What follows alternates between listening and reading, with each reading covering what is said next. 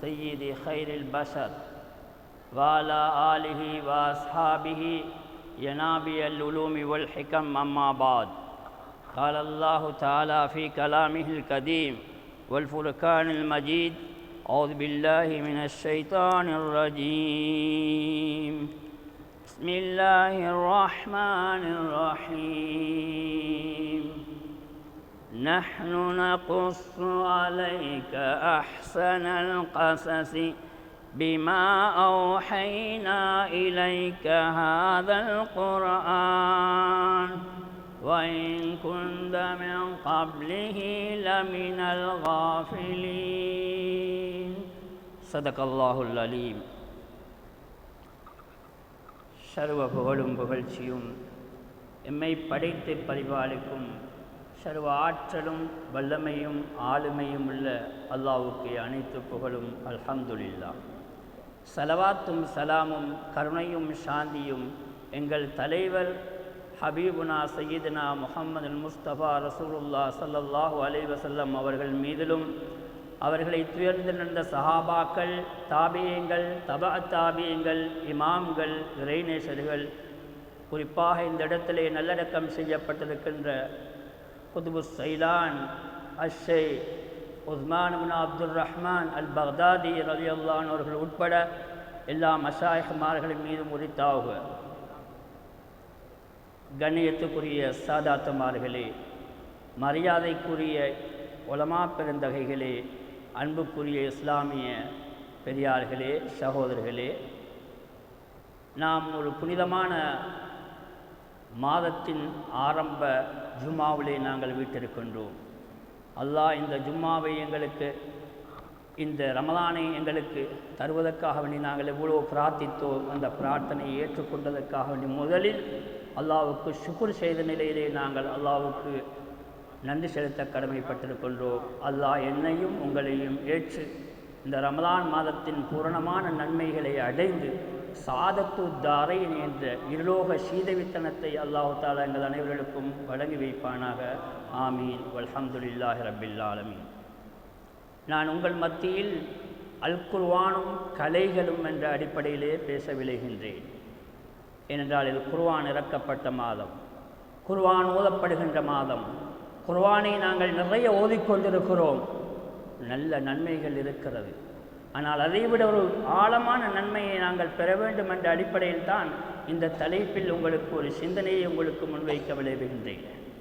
குர்ஆனை ஓதுவதில், கருத்து விளங்காமல் ஓதுவதில் நாங்கள் சில மயக்கங்களை ஏற்படுத்தி கொள்கின்றோம்.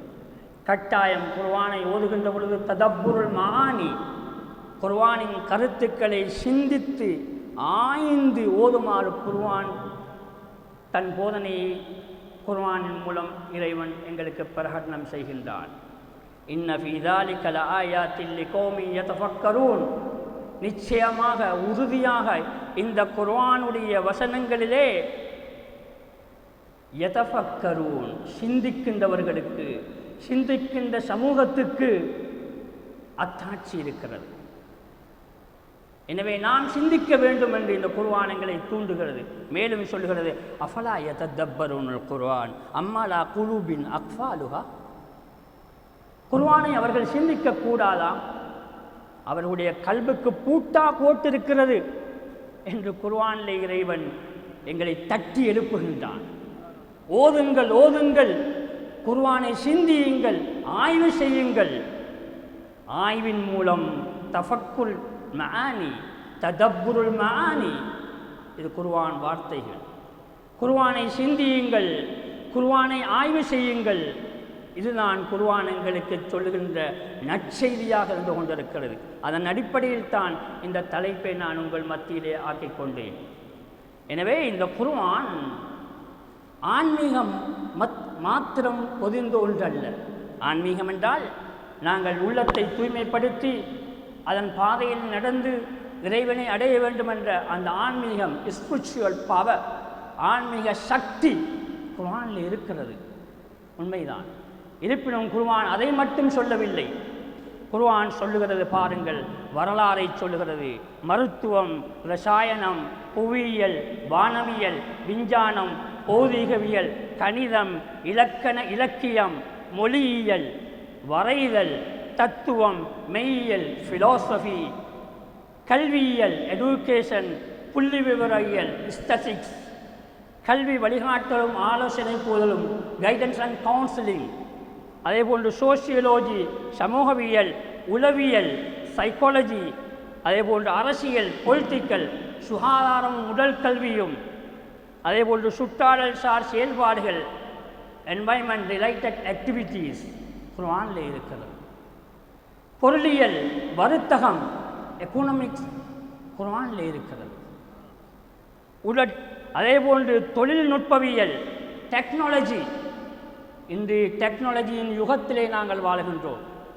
தொழில்நுட்ப யுகத்திலே நாங்கள் குதித்திருக்கின்றோம், நீந்திச் செல்கின்றோம். கையடக்க தொலைபேசியிலிருந்து நாங்கள் பல ஆயிரம் மைல்களுக்கு அப்பால் இருக்கின்றவர்களோடு கதைக்கின்ற, நேரை பார்த்து கொண்டு கதைக்கின்ற இந்த விஞ்ஞானம் சொல்கிறது மெஞ்ஞானம் ஒன்று இருக்கின்றது என்று. இந்த அடிப்படையில் தொழில்நுட்பவியல் மாத்திரமல்ல, சாஃப்ட் ஸ்கில்ஸ் என்று கதைக்கின்ற ஒரு நியூ எஜுகேஷன் ரிஃபார்ம்ஸ், புதிய கல்வி சீர்திருத்தத்தில் சாஃப்ட் ஸ்கில்ஸ், மென்திறன் குர்ஆனில் இருக்கிறது.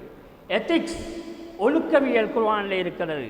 அதேபோன்று அட்மினிஸ்ட்ரேஷன் அண்ட் மேனேஜ்மெண்ட், நிர்வாகமும் முகாமைத்துவமும் குர்ஆனில் இருக்கிறது. அதேபோன்று உணவு தொழில்நுட்பம், ஃபுட் டெக்னாலஜி, ஹோம் சயின்ஸ் குர்ஆனில் இருக்கிறது. அதேபோன்று ஆய்வியல், ரிசர்ச் குர்ஆனில் இருக்கிறது. எனவே குர்ஆனை நாங்கள் மொத்தமாக பார்க்கின்ற பொழுது குர்ஆனை சொல்லுகிறது மா ஃபர்ரத்னா ஃபில் கிதாபி மின் ஷை. நாங்கள் குர்ஆனில் எதையும் விட்டு வைக்கவில்லை. உலகம் படைக்கப்பட்டது முதல் இப்போது வாழ்கின்ற இந்த காலம் முதல் அழியும் வரைக்கும் குர்ஆன் சொல்லிக்கொண்டே இருக்கிறது. எனவே குர்ஆனை நாங்கள் சுருக்கி விளங்கி இருக்கின்றோமா என்று ஒரு விளங்க வேண்டியிருக்கிறோம். எனவே குர்ஆன் ஒரு வைட் நாலேஜ், விசாலமான ஒரு அறிவு குர்ஆனில் இருக்கிறது. எனவே தான் குர்ஆன் சொல்லுகிறது அஃபலா யததப்பருன் குர்ஆன் அம்மலா குலூபின் அக்பால்ஹா. ஓதுகிறீர்கள், ஓதுங்கள், சிந்தியுங்கள் குர்ஆனை. இல்லாவிட்டால் உங்களுக்கு பூட்டு போட்டிருக்கின்றதாக அல்லாஹ் தஆலா தட்டி எழுப்புகின்றான் எங்களை. குர்ஆன் எல்லா கலைகளையும், சகல கலையும் குர்ஆன் போதிக்கின்றது. எனவே குர்ஆனில் இருக்கின்ற நாலேஜ் வேஸ்ட் எங்களிடத்திலே வர வேண்டும். முதலாவது நான் சொல்கின்றேன், வரலாற்றை பற்றி குர்ஆன் என்ன சொல்கிறது? நஹ்னு நகுஸ்ஸு அலைக அஹ்ஸனல் கஸஸி பிமா அவ்ஹைனா இலைக ஹாதல் குர்ஆன் வ இன் குன்த மின் கப்லிஹி லமினல் காஃபிலீன்.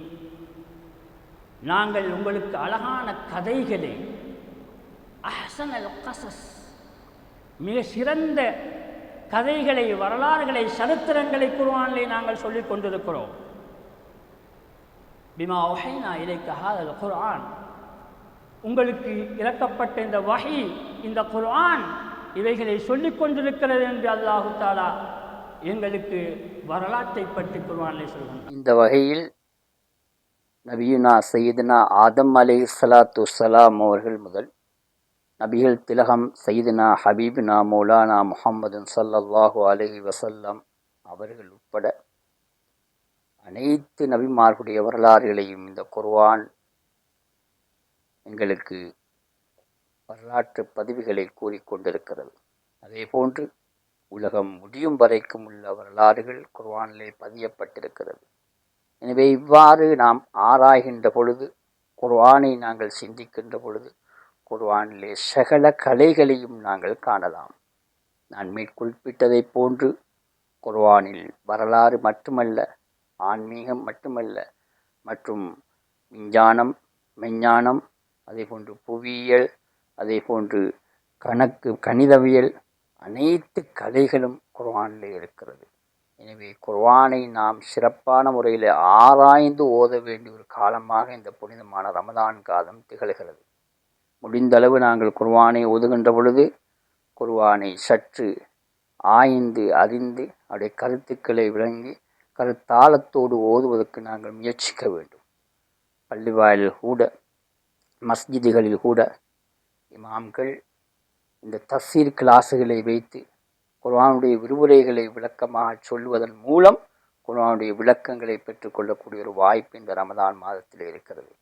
எனவே இவ்வாறு நாம் குர்ஆனுடைய கலைகளை கற்று தேர்ந்து அதனை நாங்கள் சரியான முறையில் துருவி ஆராய்ந்து பார்ப்பது எங்களுக்கு கடமையாக குர்ஆனை சொல்லுகிறது. அஃபலா யததப்பருனல் குர்ஆன், குர்ஆனை அவர்கள் சிந்திக்க கூடாதா, ஆய்வு செய்யக்கூடாதா என்று குர்ஆன் அடிக்கடி குர்ஆனிலே நிறைய போதனைகள் இவ்வாறு எங்களுக்கு இருந்து கொண்டிருக்கிறது. எனவே இவ்வாறு நாங்கள் குர்ஆனை ஆராய்ந்து அறிந்து அதன் பிரகாரம் நடப்பதன் மூலம் நம்முடைய வாழ்க்கையில் ஒரு மாற்றத்தை நாங்கள் ஏற்படுத்தி கொள்ளலாம். உள்ளங்கள் தூய்மை அடைகிறது, அதே போன்று சிந்தனைகள் தெளிவாகிறது. குர்ஆனோடு எங்களுடைய தொடர்புகளை நாங்கள் ஒன்றித்து கொள்வதற்கும் இணைத்து கொள்வதற்கும் ஐக்கியப்படுத்திக் கொள்வதற்கும் இந்த குர்ஆனுடைய கருத்துக்களை விளங்குவது எங்களுக்கு துணை செய்யும் என்று நான் நம்புகின்றேன். ஏனென்றால் நாங்கள் இன்று சமூக வலைத்தளங்களில் மாட்டிக்கொண்டு இந்த ஃபோனோடு இணைந்து எல்லோரும் இவ்வாறு மோசம் போகுவதற்கு காரணம் என்னவென்றால் குர்ஆனுடைய தத்துவத்தை, குர்ஆனுடைய கருத்தை விளங்காமல் இருப்பதுதான்.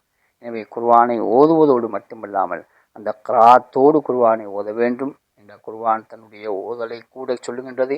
வரத்திலில் குர்ஆன தரத்தீலா, முறையாக தஜ்வீத் மஹ்ரஜ் என்ற அந்த குறியீடுகளை பேணி எங்களுக்கு அந்த குர்ஆனை ஓதுமாறும் குர்ஆன் கற்பிக்கிறது.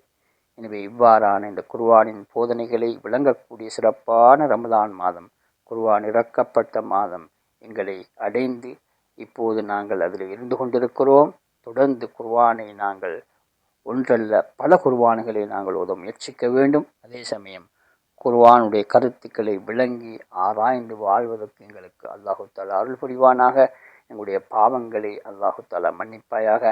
யா அல்லாஹ், எங்களுடைய இந்த குர்ஆனின் மூலம், இந்த ஓதலின் மூலம் எங்கள் உள்ளத்தில் ஒரு மாற்றத்தை தருவாயாக, உள்ளத்தில் அமைதியை தருவாயாக, எங்களுடைய நோய்களை நீக்கி விடுவாயாக. எங்களுடைய உள நோய்களையும் உடல் நோய்களையும் இந்த குர்ஆனின் மூலம் யா அல்லாஹ் நீ போக்கி அருள்வாயாக. எங்களுடைய வாழ்க்கையிலே ஒரு வளத்தை ஏற்படுத்தி தருவாயாக. எங்களுடைய உள்ளங்களிலேயும் ஈமானோடு வாழக்கூடிய, தக்வாவோடு வாழக்கூடிய பக்குவத்தை இந்த குர்ஆனின் மூலம் தந்தருள்வாயாக. குர்ஆனை ஓதுகின்ற பொழுது அல்லாஹ்வோடு முனாஜாத்து செய்வதாக, அல்லாஹ்வோடு வசனிப்பதாக, அல்லாஹ்வோடு உரையாடுவதாக இந்த குர்ஆனை நாங்கள் ஆக்கிக்கொள்வதற்கும் யா அல்லாஹ் எங்களுக்கு கிருபை செய்வாயாக.